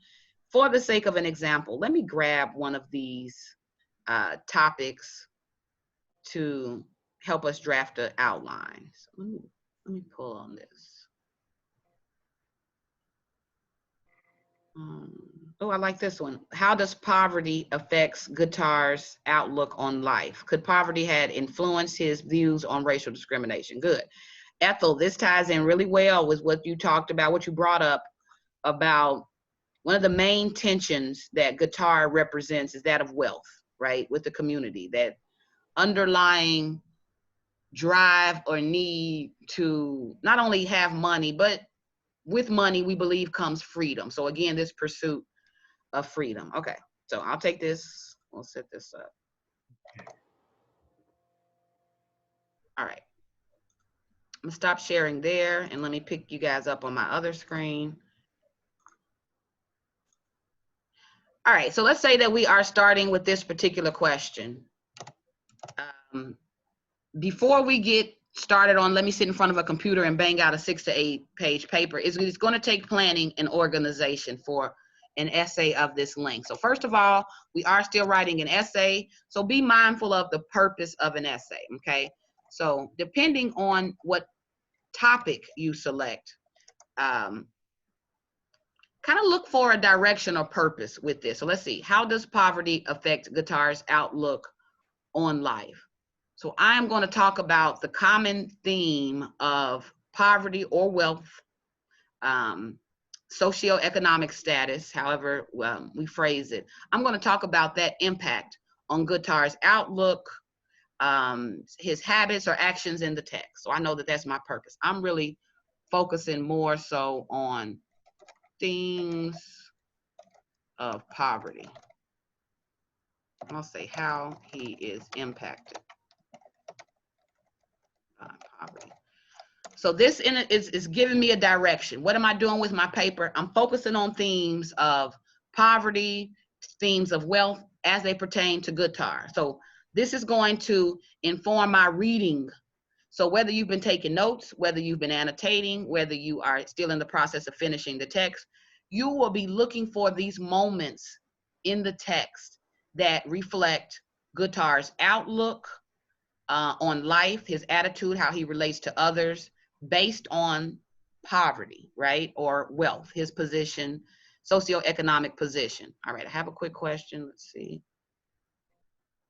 Okay, Paola. All right, that's okay. I am going to share the outline on Brightspace and then allow you an opportunity to ask me any questions for clarification. So I get that, Paola. I appreciate it. Thank you.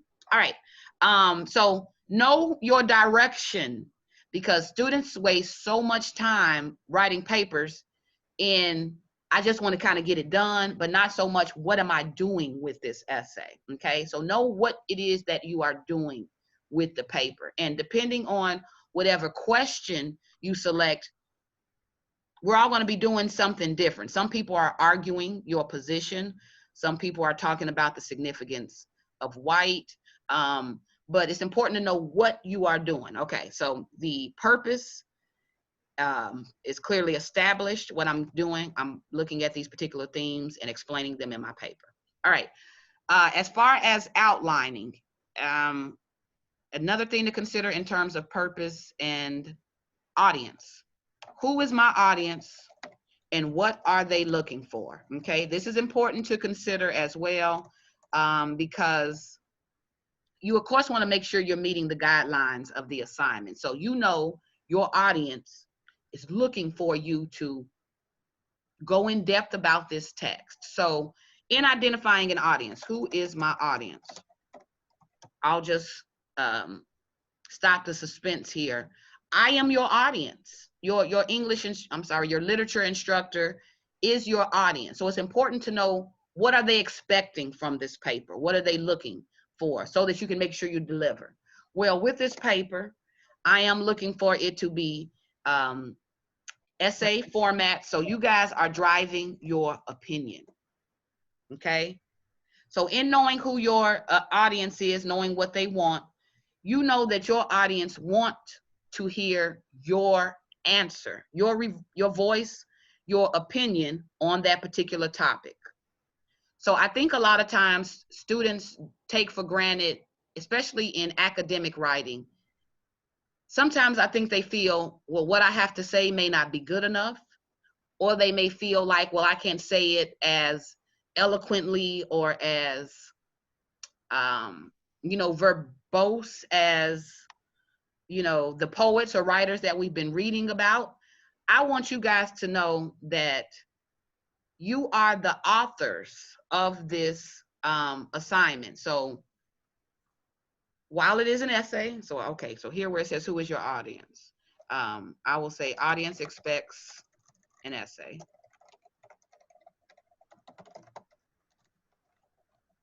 And then to add to that, I'm going to say an essay driven by your opinion, So that needs to be the main voice in this writing, your opinion.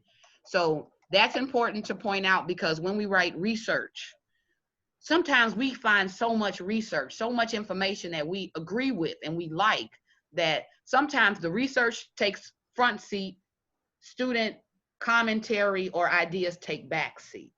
I want you guys to know your instructor expects your opinion to drive this essay. So what we've learned already with our writing exercises, whether we do critical analysis, whether we do response papers, I want to hear, what do you think about the text?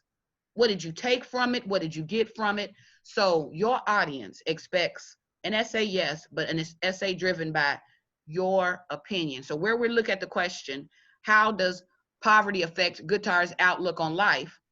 What do you think?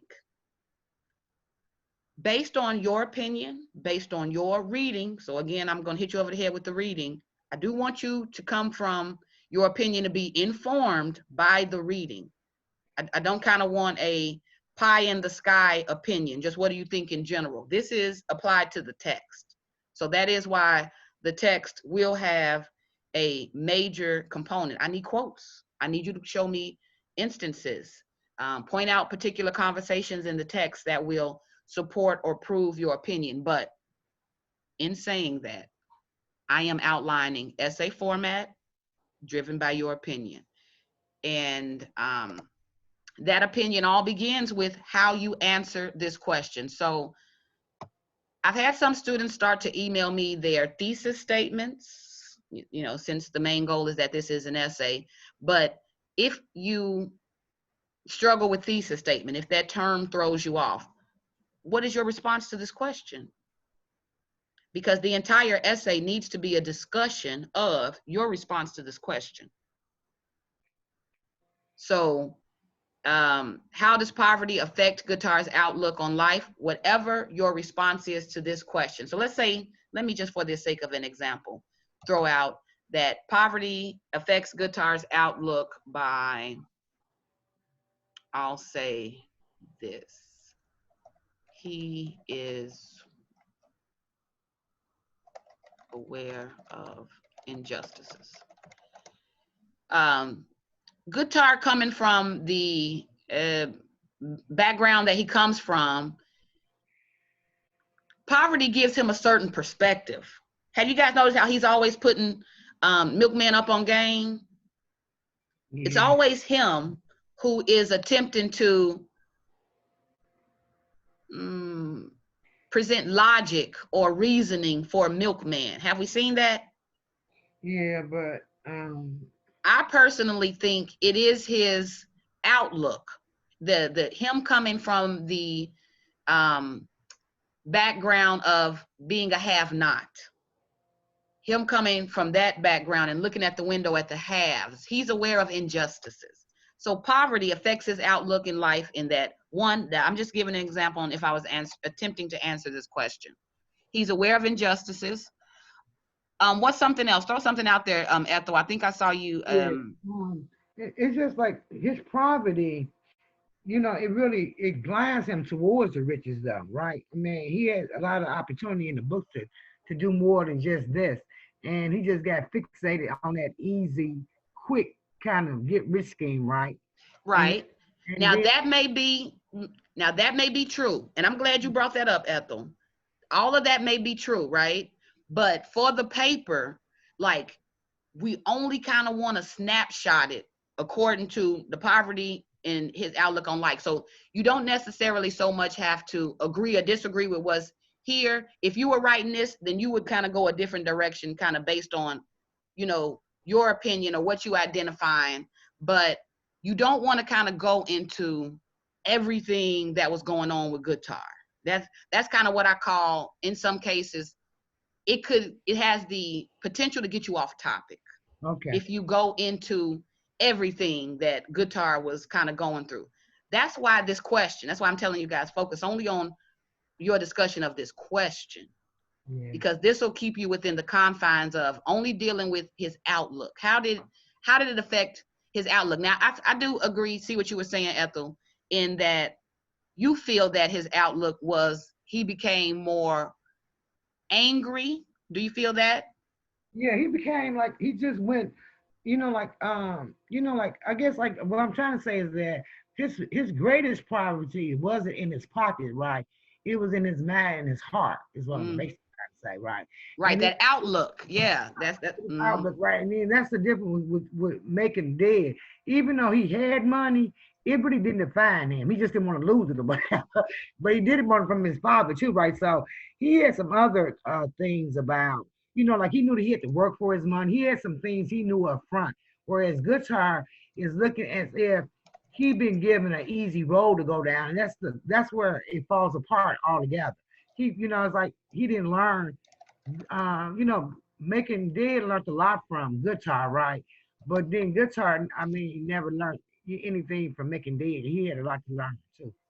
Well, he was learning a lot about himself not Making Dead, but in Milkman, right? Right. I know that part. But I'm not saying, but Guitar, that was the thing about it, that right? That Guitar had an influence on Making Dead that got him throughout his journey.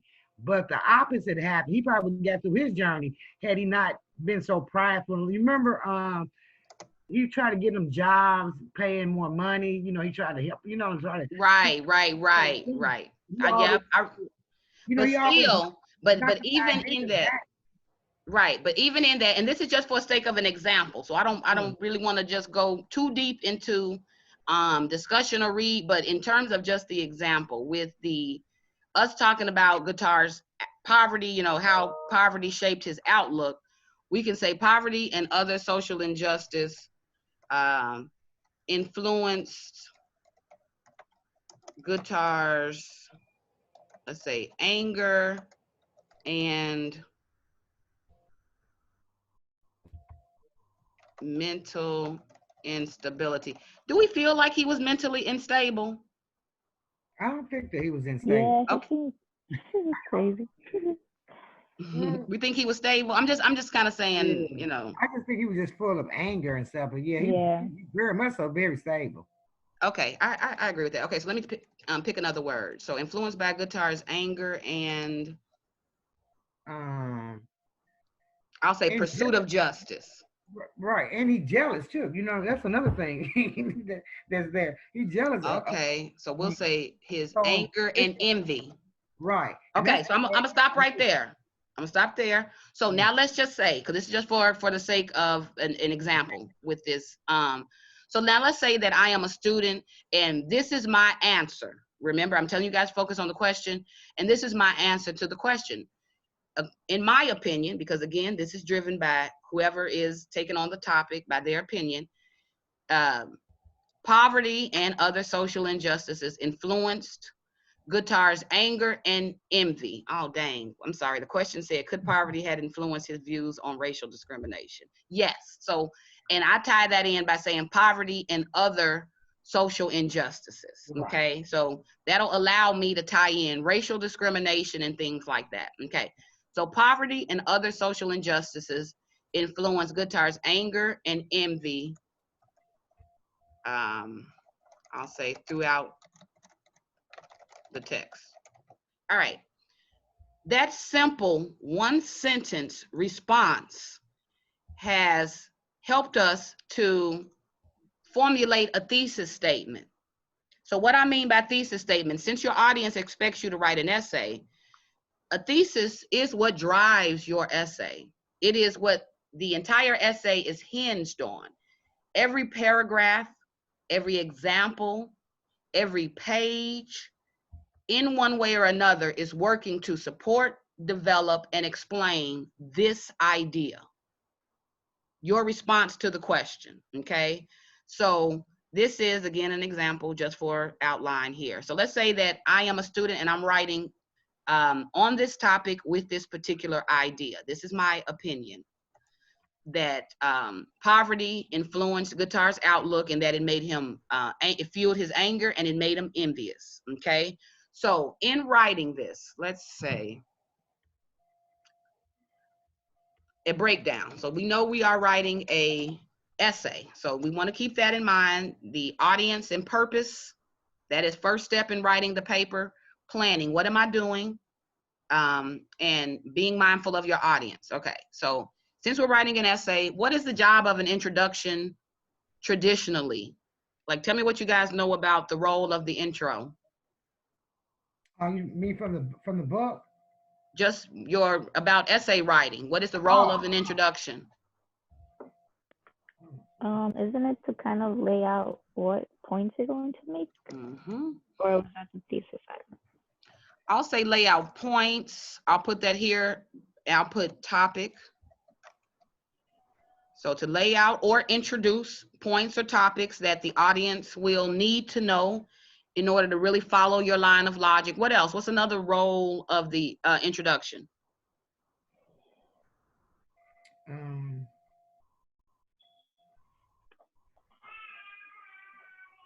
All right, so this is important to know because since you guys are writing an essay, you really kind of want to make sure that it's structured or formatted as an essay. So an introduction, I'm taking us back old school. Remember those attention grabbers?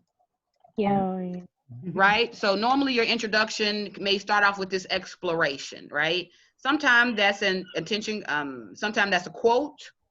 Maybe you start with a quote to kind of get your audience to kind of spark their thinking.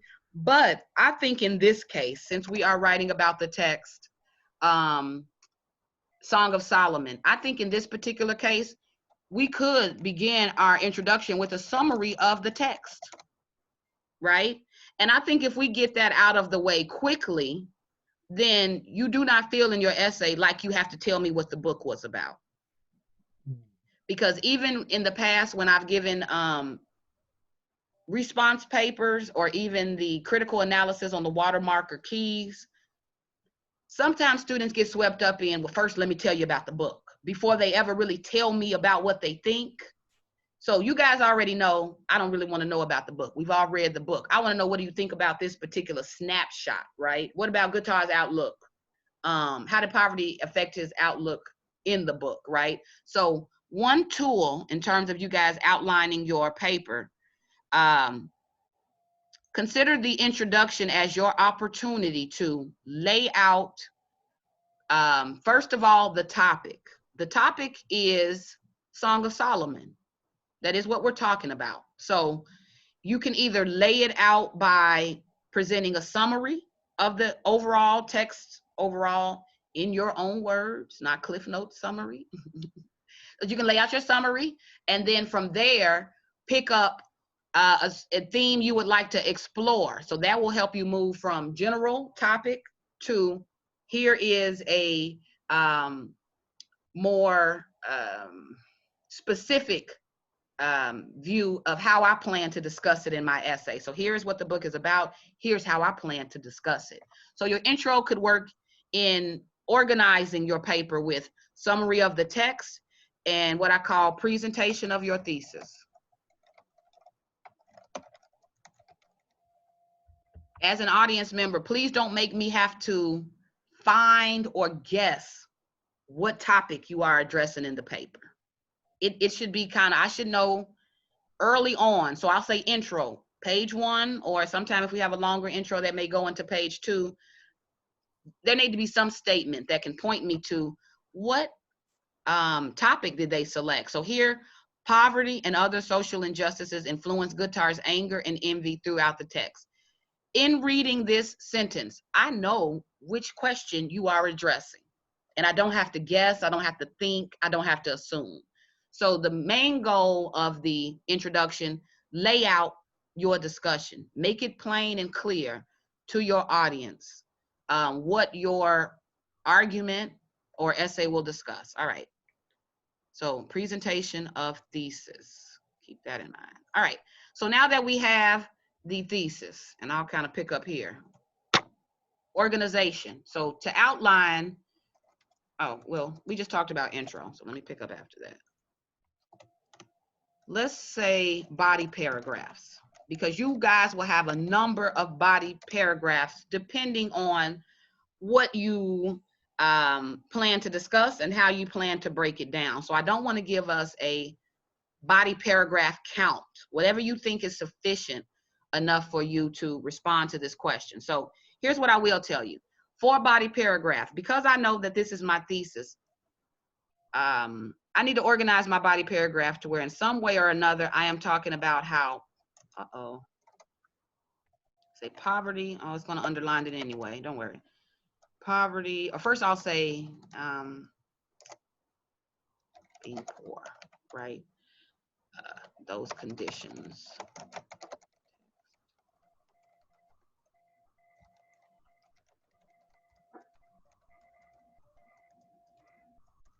No, I'm doing random capitalization, but all right. So if I'm going to plan out my body, my other pages of my essay, now that I know how I plan to discuss this text, good thing about the thesis, I don't have to guess anymore. Now I know. So now let me plan it.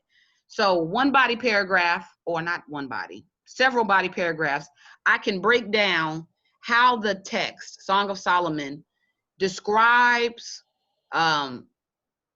these conditions of poverty, how they are presented in the text, how they show up in the text, and I'm making my connection of how they influenced Guittar's anger.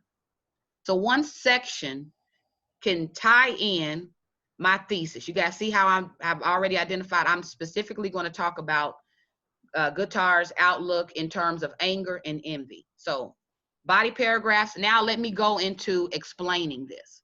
So I'm going to lay out instances from the text, and that is whether that is quotes, whether you are using actual conversations, whether you are summarizing or paraphrasing an actual incident. There are numerous opportunities for, if anybody was writing on this particular topic, for them to draw in the text to show how Guittar's outlook, poverty, influenced Guittar's outlook towards anger. Okay, one example I could talk about is how Macon Dead evicted his family, put them out on the streets, how that reality or realization at a young age, it kind of was the start of built up anger in this young man, right? And so I can give examples, incidents. Now, you know what else I can tie in? I can also tie in my research, because you guys hopefully are researching.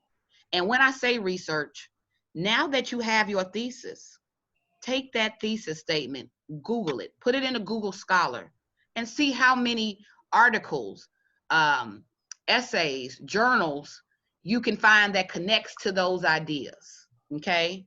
So a tip for research, I'll put this here. Google your thesis or Google your question. That can help you get some ideas too.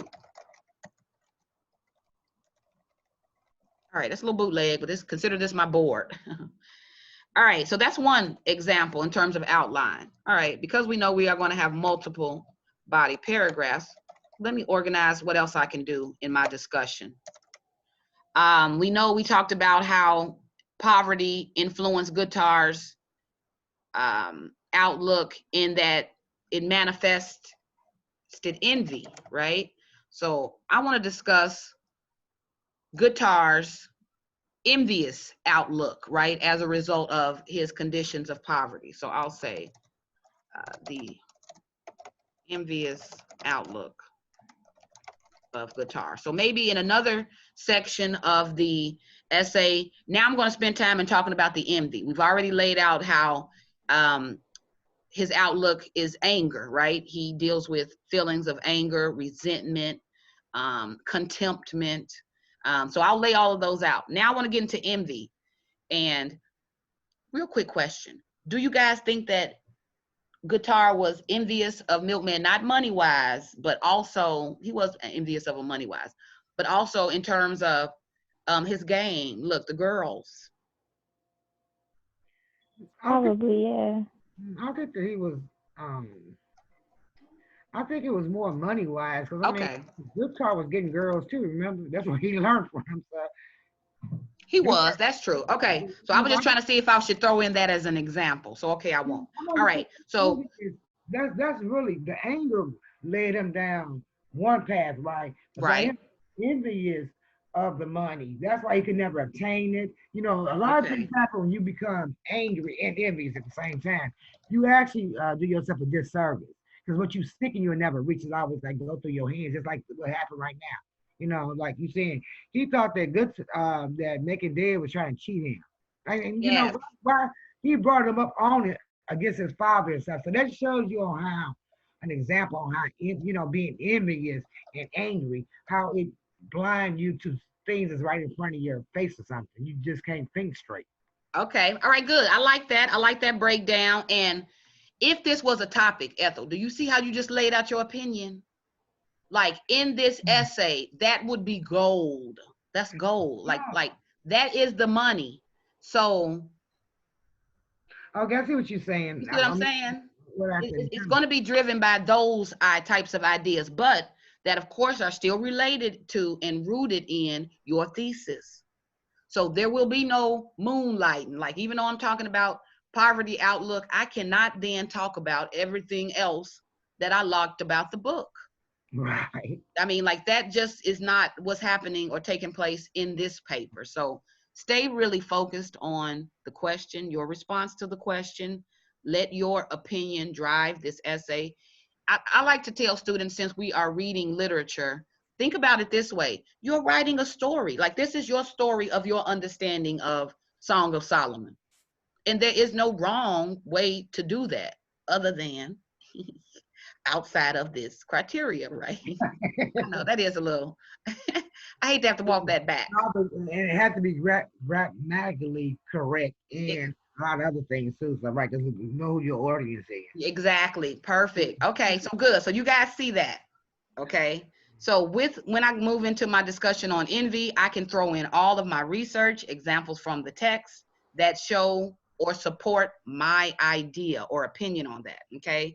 Lastly, again, in essay format, you guys would conclude with a conclusion, which consider that your reading audience has a short memory. So you would just simply reiterate your key points in the essay. You will kind of tie it all together.